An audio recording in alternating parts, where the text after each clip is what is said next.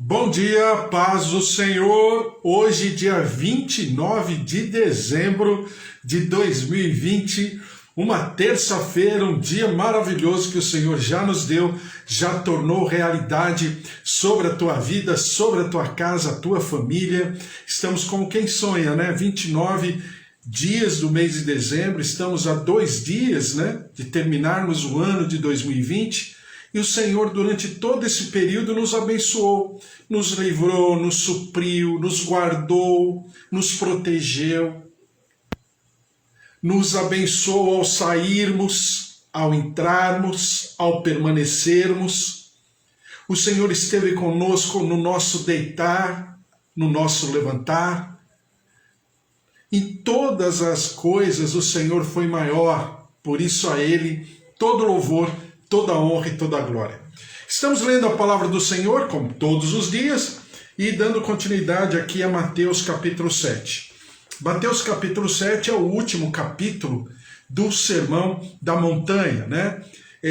Mateus, ele, de uma maneira muito didática, muito temática, né? Porque Mateus, o livro de Mateus preserva e olha a vida de Jesus e o seu ministério de maneira temática, enquanto Lucas olha de uma maneira mais cronológica, né?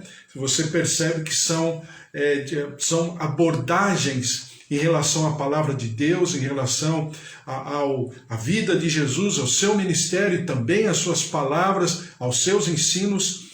Um é um pouco mais cronológico, o outro é mais temático, né? Mateus temático, Lucas cronológico. Lembrem-se que Mateus e Lucas, eles foram escritos praticamente na mesma época, mais ou menos 50, 60 anos depois de Cristo, né? Quando eles foram distribuídos nas sinagogas.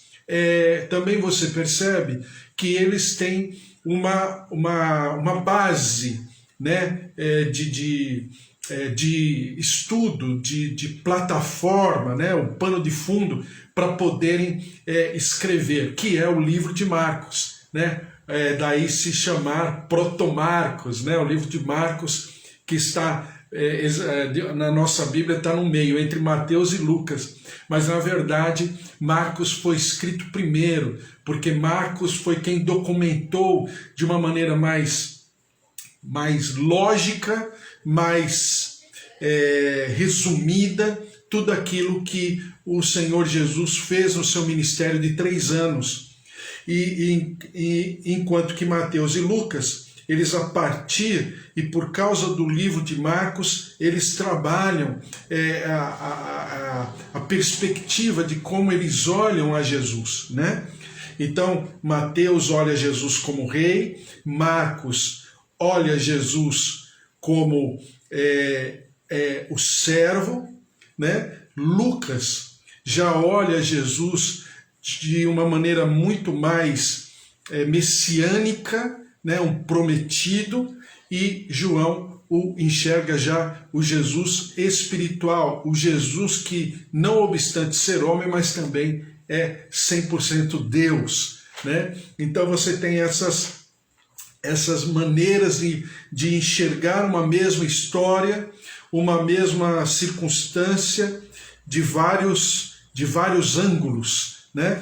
E Mateus, ele fala, e é maravilhoso a divisão da Bíblia nesse sentido, porque Mateus fala de um Jesus que havia sido prometido, né? Um Jesus de acordo com a visão judaica, hebraica do Antigo Testamento. Tanto é que Mateus é o livro que mais cita o Antigo Testamento, né? E dentro dessa linha, quando você pega Mateus 5, 6 e 7, a base com que Jesus ele ministra, ele amplifica a sua palavra, a sua pregação, a sua ministração, é exatamente Êxodo 20, 21, 22 e 23. Porque você percebe que os assuntos, eles vem de uma mesma fonte, né? Claro que é o próprio Senhor, é a própria palavra, são os próprios mandamentos e são os próprios estatutos do Senhor que Jesus ele dá uma depurada, porque fariseus e também saduceus haviam enxertado tanto argumento, tanto comentário em cima da lei, que essas leis foram desvirtuadas. Se acrescentou muito do ser humano, muito da opinião humana. Não que não pudesse fazer isso, mas essa opinião humana virou lei. Então daí ficar a lei muito rebuscada, muito pesada. E Jesus ele contextualiza a lei, e não apenas ele contextualiza, mas ele leva a lei a um outro patamar. Agora é o patamar do sentimento, do coração, e não mais apenas da prática, nua e crua. Eu pratico, então eu obedeço ao Senhor. Jesus não. Jesus ele fala a partir de um sentimento, não apenas da prática. Eu vou praticar como resultado de um sentimento, daquilo que eu carrego no meu coração, daquilo que eu carrego como sendo a minha perspectiva de vida, a minha plataforma de vida, com retidão, com integridade, e não apenas o cumprir por cumprir, o praticar por praticar, o obedecer por obedecer. Deus está mandando, então eu vou obedecer. Não, eu faço porque eu creio, eu faço porque eu quero, eu faço porque eu me sinto bem. Então, Jesus leva para um outro patamar a mesma lei de Moisés, os seus 613 estatutos. Quando você vai para Mateus capítulo 7, Jesus já está finalizando a sua constituição, a constituição do seu reino, né? Mateus 5, 6 e 7. E ele está falando de algo que alguém pergunta lá no livro de Lucas, lá no livro de Marcos, né? Pergunta o seguinte: mestre, os discípulos perguntando lá no Jardim das Oliveiras, mestre, como saberemos os últimos acontecimentos? Quais os sinais? A primeira coisa que o Senhor Jesus mostra como sinal, como direção, é o falso profeta. Incrível. Mas se você vai lá, e a gente vai passar por lá depois, Marcos e Lucas falam, Mateus também está falando, mas Mateus fala de uma maneira mais pedagógica. E Marcos e Lucas coloca de uma maneira mais contextualizada, né? Então, qual o sinal? O falso profeta. Como saberemos que os últimos acontecimentos estão por se cumprirem? Primeiro lugar, falsos profetas. Então daí, eu falar para você que não é assunto muito fácil de lidar, de falar, né? Mas ao mesmo tempo é necessário, porque Jesus ele está ministrando às pessoas que estão ao redor daqueles que pregam, daqueles que ministram, daqueles que ensinam. Então, eu só posso te dar uma linha de raciocínio. É uma linha muito tênue, para que eu não fique falando de fulano, de Beltrano, entendeu? Por quê? Porque quem precisa trabalhar essa capacidade de discernir, essa capacidade de juízo de valor, não é quem está ministrando, mas é quem está ouvindo. É mais difícil ainda, mas é o que está escrito aqui. Então, por que isso? Porque nós precisamos depurar esse nosso discernimento, essa nossa sabedoria, essa nossa maturidade. E não é fácil, por quê? Porque tem que ter conhecimento da palavra. Não tem como. Não tem como eu aferir, e a gente já viu isso, e a Bíblia, e até o Senhor Jesus, ele está como pano de fundo falando do falso profeta, quando ele diz, não julgueis para que não sejais julgados. Lá no capítulo 7, versículo 1. Por quê? Porque ele está determinando de como eu preciso aferir a vida daqueles que estão ao meu redor. E eu não posso aferir pelas minhas verdades, pela minha experiência, pelo meu achômetro, por aquilo que eu já passei, por aquilo que eu já vivi. Não, eu preciso depurar tudo isso. E preciso trabalhar com a palavra. A palavra precisa ser vamos dizer assim, o controle de qualidade. O controle de qualidade não vem de mim, dos meus sentimentos, porque senão eu vou correr o risco, e vou fazer isso mesmo, de aferir conforme os meus preceitos. Isso é vedado, isso é pecado. Mas aferir mediante a palavra de Deus, isso é possível e nós temos que fazer.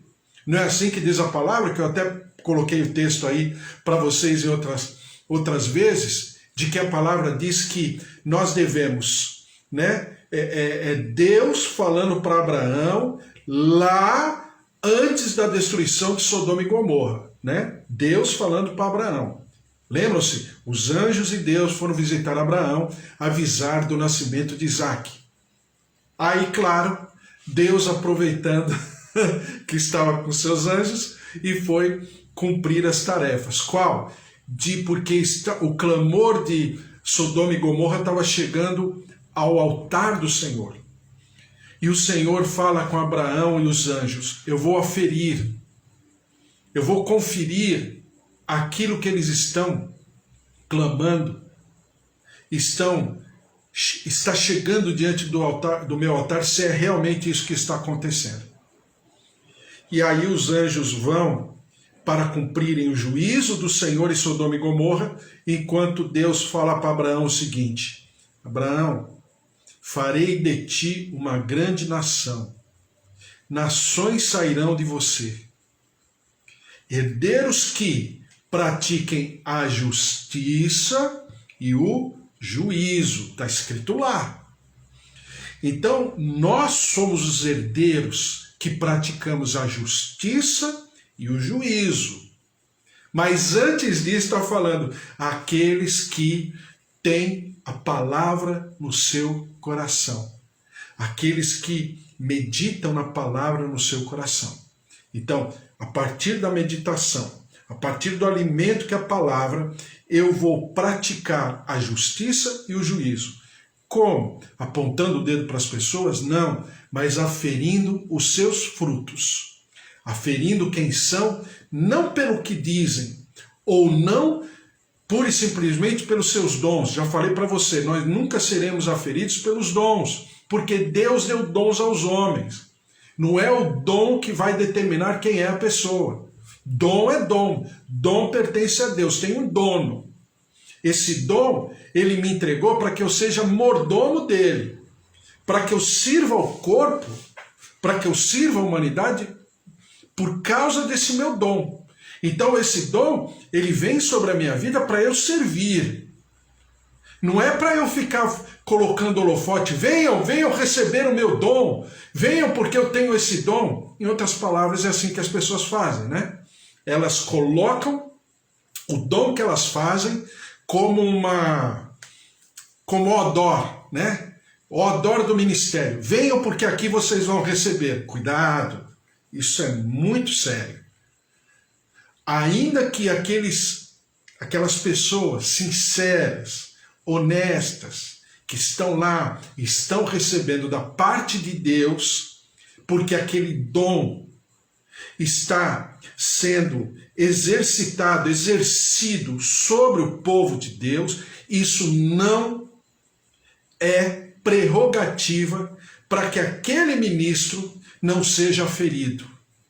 Uma coisa é uma coisa, outra coisa é outra coisa.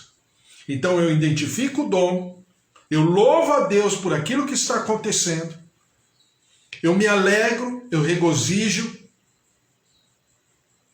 Em muitos dos casos, talvez eu até fale para uma pessoa ou outra, vá até lá, fica na paz.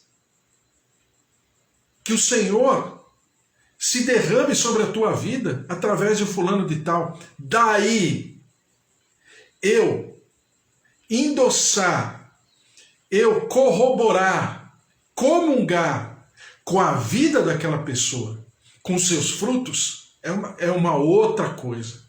Então eu tenho que ser maduro para trabalhar tudo isso. Isso não é fácil. Eu estou falando todos os dias. Não é fácil.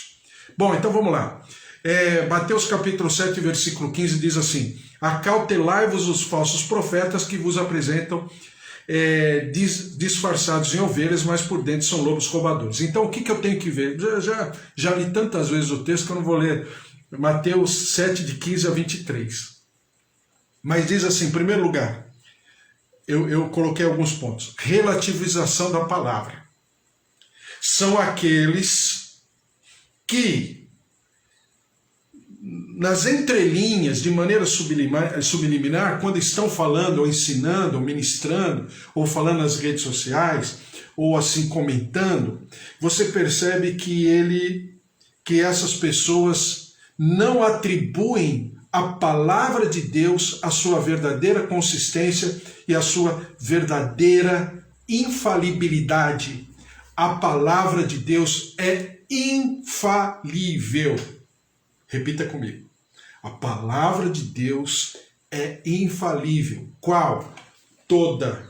66 livros, 2000 anos para ser escrita, 40 escritores, onde a palavra do primeiro versículo, do primeiro capítulo de Gênesis, ao último versículo do último capítulo do Apocalipse, é cristocêntrica. O fim da lei é Cristo. Ele é o alfa, ele é o ômega, ele é o princípio e o fim de todas as coisas.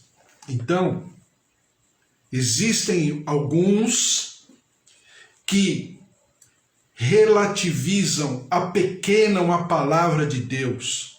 Isso é heresia. Isso, né? O falso profeta, ele gera o quê? Ele gera um falso evangelho. E o falso evangelho gera o quê? Fica grávido do quê? De falsos evangélicos. Temos mais de 40 milhões, dizem aí, 40 milhões evangélicos, que são pessoas que nem sempre estão sendo evangelizadas com o verdadeiro evangelho. Se não fosse assim, nós não teríamos um Brasil no nível que está, nos seus índices negativos, desfavoráveis, nesse nível que está de mortalidade, de miséria, de pobreza, de violência, agora, né, que estão falando muito feminicídio, enfim, uma série de coisas que não é possível para um país que tem 220 milhões ou mais de habitantes, em que 220 milhões para 40 milhões, quanto dá? 30%, né? 30%? Mais ou menos. Então, em que 30% se dizem tementes a Deus. 30% de 220 milhões é mais ou menos 40 e poucos milhões. Então, 40 e poucos milhões dentro de uma nação de 220 milhões e não consegue fazer com que o país seja diferente, alguma coisa está errada. Por quê? É aquilo que eu falei sobre a destruição de Sodoma e Gomorra. Se houvessem 10 justos, cabe, né, nas duas mãos, nos dedos das duas mãos, 10 justos, o Senhor não destruiria a Sodoma e Gomorra, que possivelmente eram cidades-estados da época, né, da antiguidade, com pelo menos 2 milhões de pessoas, 2 milhões de pessoas praticando iniquidade, pecado, injustiça, moral, espiritual, tudo. 2 milhões.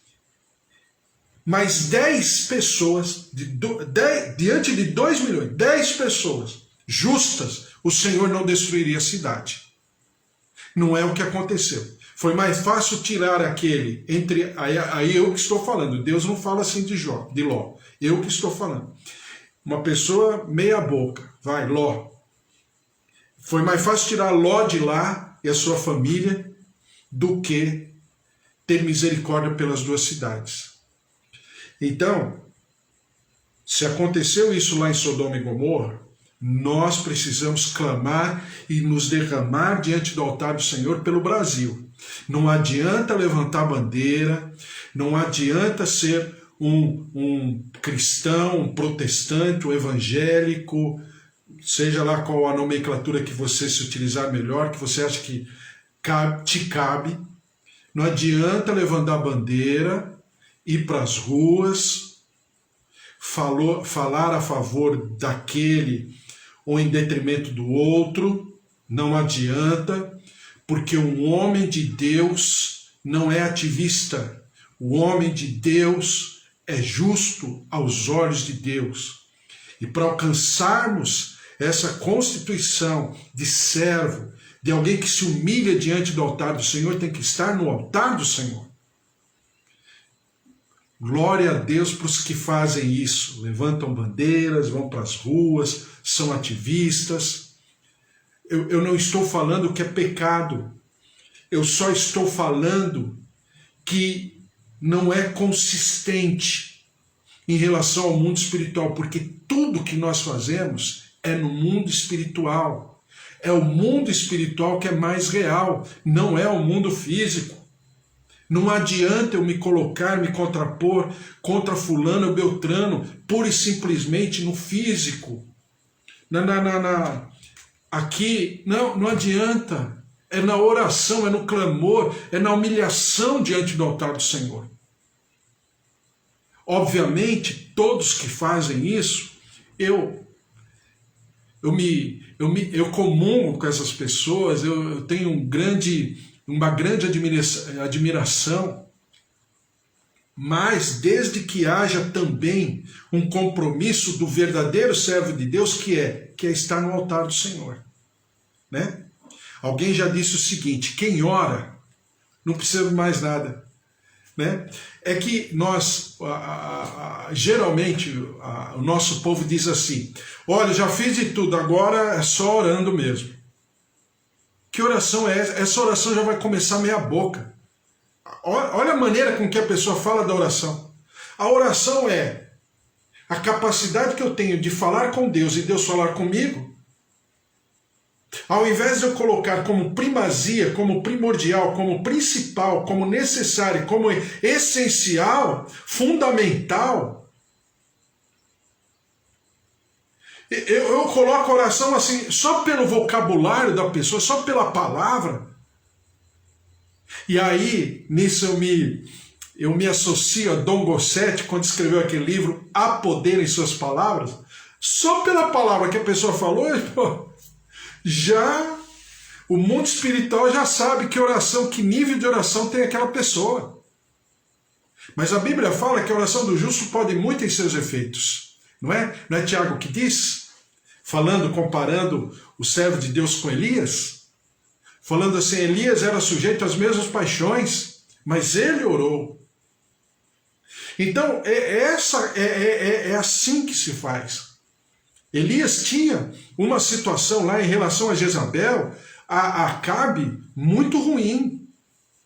As pessoas estavam confundindo Baal com Deus, com El Shaddai Adonai. As pessoas achavam que Yahvé e Baal eram a mesma pessoa, era o mesmo Deus. Só era de nome diferente, mas o Deus é o mesmo. Sabe aquela coisa? A voz do povo é a voz de Deus. Não, isso não é bíblico. Sabe aquela situação, o Deus conhece o meu coração. Conhece o teu coração, tanto é que ele fala em Jeremias que o teu coração é enganoso e extremamente corrupto. Conhece mesmo. Exatamente isso. A Bíblia diz que Jesus conhece o homem. É verdade. Mas e daí? O que significa isso? Em relação à iniquidade, ao pecado, à destruição. Então nós temos, voltando aqui, eu estou falando do falso profeta.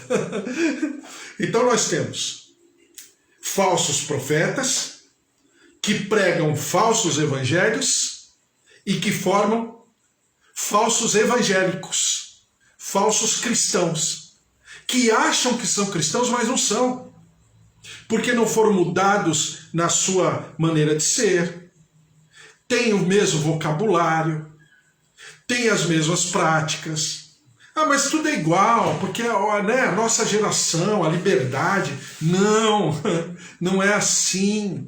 A Bíblia não é democrática. Deus não é democrático.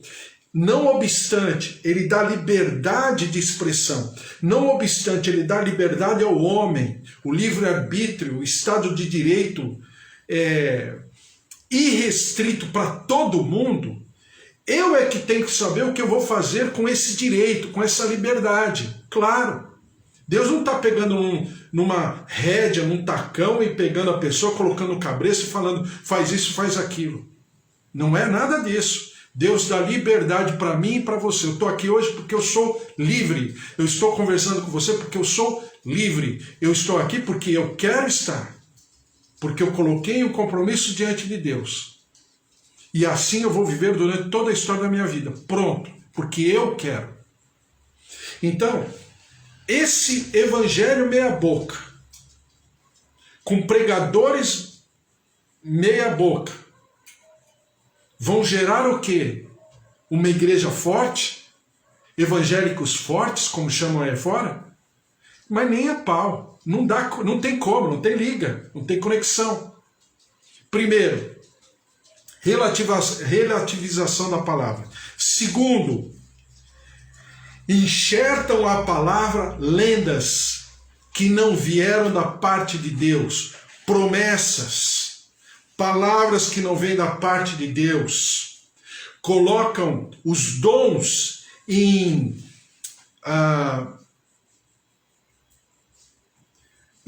destaque, ao invés de colocarem Jesus em destaque e a sua palavra em destaque. Nós somos um povo cristocêntrico, sem discussão. Jesus tem que estar a todo momento na minha boca, no meu coração e no meu pensamento. Então essas pessoas fazem o quê? Elas vendem um produto para consumidores que consomem esse produto. Mas a fulano de tal aceitou a Jesus, fulano de tal se converteu, mudou? Claro, porque a palavra de Deus é a palavra de Deus por si só. Se eu chegar aqui e ler todo dia a palavra de Deus, só ler, e levar 1 minuto para ler, e depois acabar, alguém vai ser alcançado e a palavra de Deus vai tocar, mas não tem nada a ver com a minha vida, com a minha moralidade, com a minha retidão, com a minha integralidade em relação às coisas de Deus. Não, tem a ver com a palavra de Deus, porque ela é de Deus, não é minha. Mas daí, falar que está sendo ali estabelecido o reino dos céus é uma grande diferença. Não tem nada a ver uma coisa com outra. Então essas pessoas vendem um produto, espertas, lembra o lobo vestido de ovelha? Espertas, porque sabem que o povo quer comprar aquele produto. E as chamadas igrejas estão lotadas por consumidores. Lotadas. Como quem está numa feira, quando a gente vai em feira, né? Eu gosto de ir em feira. Toda semana, pelo menos uma vez na semana, eu vou na feira. Às vezes eu comprar coisinha pequena, mas eu gosto daquele ambiente da feira, né? Ah, vem aqui, ô tia, ô tio, e não sei o que lá. Antigamente eu chamava de amigo, de irmão, agora eu chamar de tio. Daqui a pouco você chamar de vovô, né? Mas tá, tio, vem aqui, tal, olha aqui, bom dia, olha a banana, a dúzia é tanto e não sei o que lá. Então essas pessoas fazem do evangelho um produto de consumo. Misericórdia. Isso não tem nada a ver com a palavra de Deus. Vocês estão me entendendo? Evangelho, a Eva está falando, evangelho do egoísmo, só querem se dar bem. É verdade, é um dos pontos. Já que você está falando, Eva, eu já vou mudar aqui. Eu vou falar assim, ó. Pregam a prosperidade onde eles e o seu staff, porque esse pessoal tem staff, né? É assim que fala, staff. Bonito, né? Então, esses pregadores têm o seu staff, e os pregadores e o seu staff são prósperos mesmo. Eles pregam tanta prosperidade que eles são prósperos. Mas isso não acontece com o povo. O povo não é próspero. E o povo ainda pior. Ficam carregando peso porque essas pessoas ficam falando. E prosperidade e tal. Não significa... Vamos puxar o freio de mão.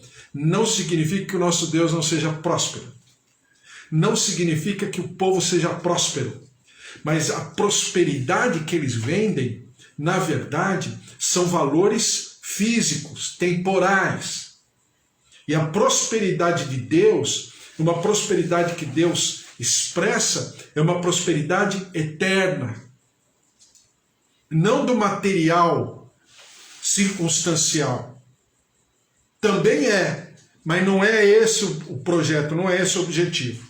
Tanto é que você vai na Bíblia de qualquer crente hoje e faz assim, está cheio de envelope de campanha. Peça e você será atendido. Vem aqui, porque aqui sim você vai viver.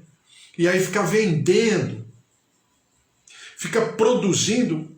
Talvez não, na maioria das vezes essa pessoa tem até um dom de adquirir riquezas. Mas fazer disso um produto de venda para rebanhar pessoas, isso não é evangelho. Me perdoe, eu sei que eu não tenho muitos seguidores, mas eu estou falando a verdade ipsis literis. Acabou. Você concorde ou não, as pessoas concordem ou não, mas isso não é evangelho. Aí vai produzir falsos evangélicos, falsos profetas, com falso evangelho, que produz falso evangélico. Daí nós vivemos um Brasil do jeito que nós vivemos. Daí no mundo, não é só Brasil não, viu? Daí no mundo, as igrejas na Europa, que foram por séculos, incubadoras de missionários que varreram o mundo com o evangelho, estão virando boates, estão virando museus. As igrejas na Europa estão fechando, desculpe o termo, falindo. As pessoas, o grupo lá dos membros mais antigos, que fazem parte da diretoria, fazem uma assembleia e vendem, arrendam o imóvel para boate, para shows. E quando vão os frequentadores, são 10, 5 pessoas que são de gerações ali de 40, 50 anos atrás. Por quê? Porque o problema, e olha o que Jesus está falando, o problema não é o diabo, o problema não é a perseguição, o problema não é a besta do Apocalipse lá, que um monte de gente aí fica pela internet falando um monte de coisa por causa da pandemia, aí fica falando. Não, o problema é ser justo, o problema é ser piedoso, o problema é refletir a glória de Deus, o problema é ser um embaixador do Deus vivo, um embaixador do reino celestial, em nome de Jesus. Já falei demais, amanhã tem mais, meu Deus do céu. Mas é uma verdade, gente.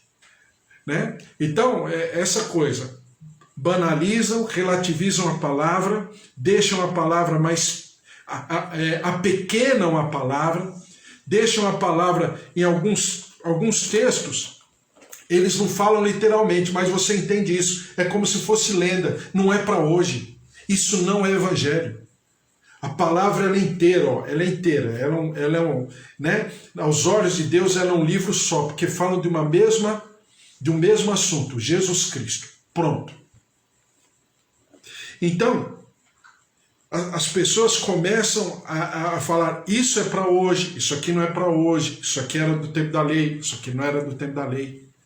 E precificam, e bloqueiam as pessoas, levam as pessoas a enxergarem o evangelho dessa maneira, relativizada, como se a Bíblia fosse em cômodos. Esse cômodo é mais importante do que aquele. Não existe isso. O que existe é a ignorância da palavra, aí sim.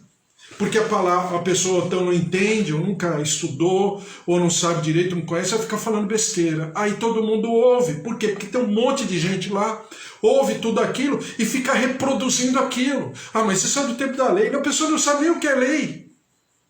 Ah, mas isso aqui é do tempo da graça. Não sabe o que é graça. Ela vive a graça? Não sabe nem o que é.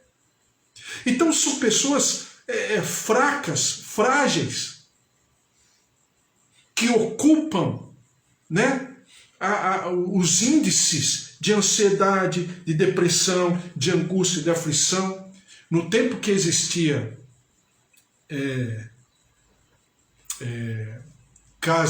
sanatório, né, principalmente público, que a gente ia visitar nos sanatórios, aquela época e tal, décadas atrás, o maior público que tinha no sanatório, sabe quem era? O público de evangélicos. Por quê? Porque a pessoa fica doida. Você sabe que tem um grupo em Israel que é esse grupo, essa equipe de trabalho, que é uma clínica, é uma policlínica do governo de Israel, que esse grupo de médicos, psiquiatras, psicólogos, terapeutas de todos os níveis ficam ali à disposição do governo, porque toda semana pelo menos um se diz Messias, sabia? Então são pelo menos 365 Messias por ano lá na terra de Israel, durante todas as décadas, há muitos anos. Por quê? A pessoa ela fica neurótica, paranoica, porque possivelmente, em muitos dos casos, ouviu uma Bíblia errada. Não a Bíblia errada, mas a quem interpretou, quem pregou, não trouxe a sua verdadeira eficácia. E aí essas pessoas ficam doidas. E muitas delas falam, eu sou o Messias. E aí tem que ir para o psicólogo, tem que ir para o psiquiatra, porque a pessoa fica meio desequilibrada. Então nós temos um evangelho assim, onde as pessoas falam que são evangélicas, mas elas se enxergam, e elas enxergam os outros da mesma maneira. Não, tem que ter diferença. A vida tem que ser diferente. Os propósitos têm que ser diferentes. A maneira de se expressar tem que ser diferente. Não é uma vestimenta, porque é aquilo que está no espírito, no coração. E você não percebe isso. Bom, amanhã a gente conversa mais. Glória a Deus, vamos orar, porque com certeza que os olhos não viram, os ouvidos não ouviram, é exatamente o que o Senhor tem sobre a tua vida, sobre a tua casa, a tua família. Eva, familiares, Bispo Antônio, familiares, minha tia Rosália, familiares, minha tia Alzira, familiares, Dona Nadir, seu Toninho, familiares, seu João, Dona Dália, familiares, meus pais, todos, a glória, a presença, o poder de Deus se movendo sobre cada um. Vamos orar. Senhor, nosso Deus, nosso Pai, eu te louvo e te agradeço pela vida dos teus servos que estão assim, estão aqui conosco. Tua graça, o teu poder, o teu mover, seus familiares, cada lar, cada família aos quais eles representam, eles estão em nome dos seus queridos, daqueles que lhes são caros.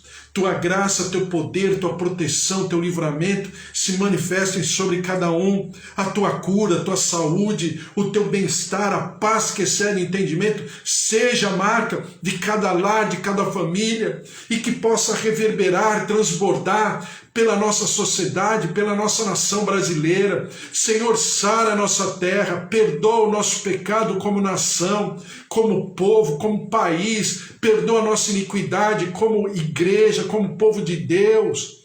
Perdoa-nos, Senhor, tem misericórdia, cura, visita, liberta. Senhor, nessa situação de pandemia, move-te dos céus, visitando com libertação, com cura, com restauração, com renovo.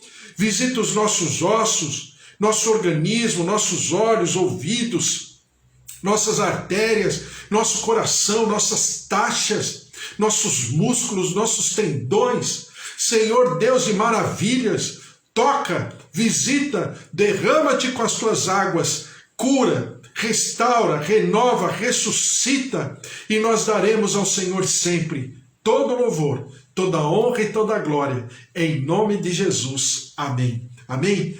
Que o Senhor esteja sobre a tua vida, que o amor de Deus Pai, a vida vitoriosa em Jesus Cristo e as consolações do Espírito Santo da promessa estejam sobre a tua vida, sobre a tua casa, a tua família, que nossos avós, nossos tios, nossos pais, o marido, a esposa, filhos, netos, sobrinhos, estejam impregnados da graça do poder de Deus, porque se Deus é por nós, quem será contra nós? Se o Senhor é o nosso pastor, de nada nós teremos falta, sabe por quê? Ninguém pode te separar do amor de Deus. Ele é exclusivo, Ele é único, Ele é eterno, em nome de Jesus. Amém? Um beijo para você, Deus abençoe, uma terça-feira maravilhosa, até amanhã às 10 horas. Valeu, tchau, tchau.